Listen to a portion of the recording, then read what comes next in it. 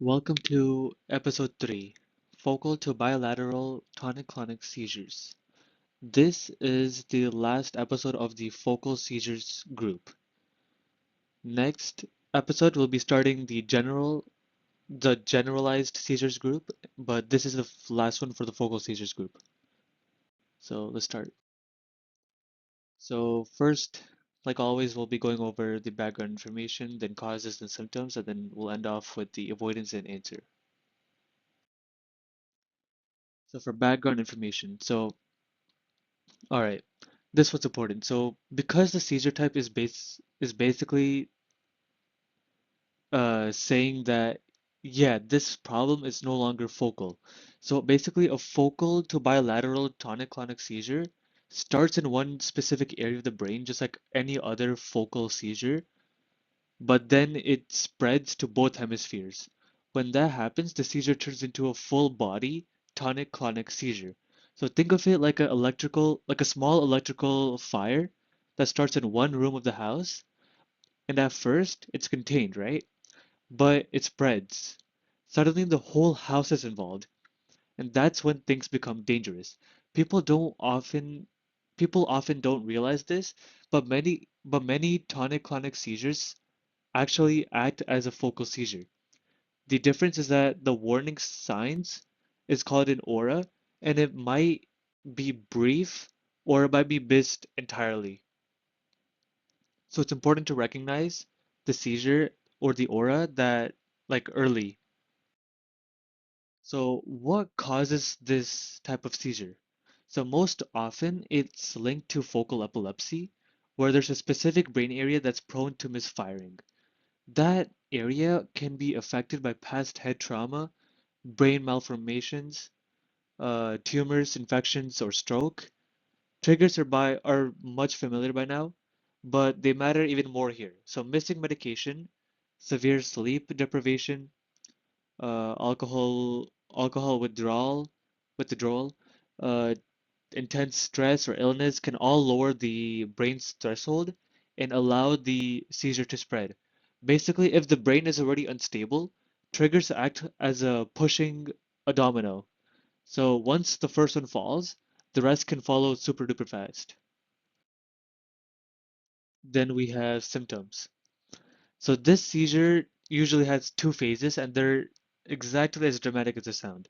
So tonic phase and gluconic phase. But the person suddenly loses consciousness, the body stiffens, muscles lock up, breathing may pause briefly, and a cry or a groan can happen, not because of pain, but because air is being forced out of the lungs.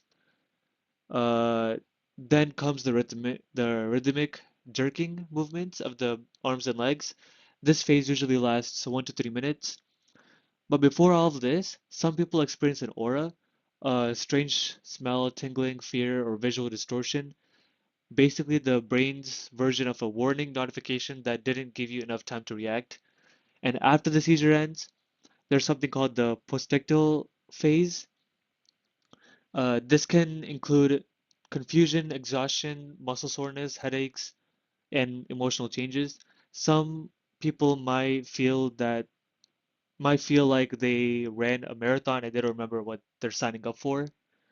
This is all common in the focal to bilateral tonic-clonic seizures. And yeah. And finally, we have avoidance and answer. So preventing focal to bilateral tonic-clonic seizures is critical because these are the seizures most likely to cause injury.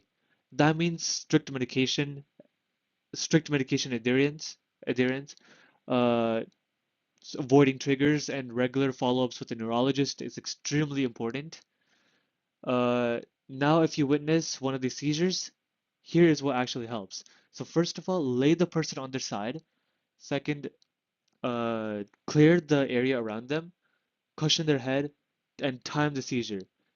And basically what you do not want to do and what would not help is putting something in their mouth, holding them down, or yelling their name like they forgot their wallet. And if the seizure lasts more than 5 minutes, or if another seizure starts right away, right after, without recovery, this is a medical emergency. call for help immediately. Once it's over, stay with them. They might feel confused or embarrassed or exhausted, but calm reassurance goes a long way. This is not the time for rapid fire questions or panic, but this is the time for more reassurance, more keeping the person who experienced the seizure more calm and relaxed. Now, a key takeaway for this episode would be focal to bilateral tonic-clonic seizures remind us that seizures aren't always sudden or random. They often start small and spread fast. Understanding that progression can save lives. So that is the end of episode 3. Next episode we'll be going over the beginning of we'll be starting the generalized seizures group, but this is it for the focal seizure groups. Thank you and have a nice day.